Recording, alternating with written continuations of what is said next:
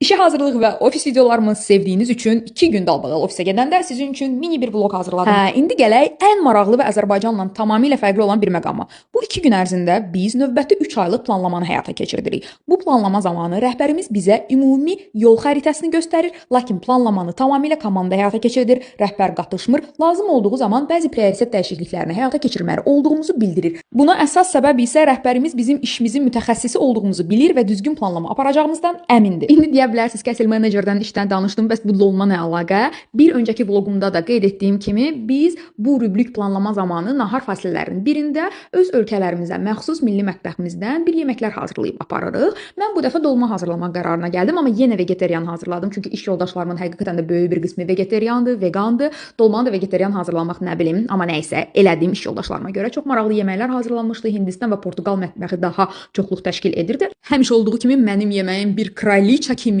maraq gördü və yemək tamamilə bitdi. Hamı çox sevdi. Hələ bir ətli olsaydı nələr olardı.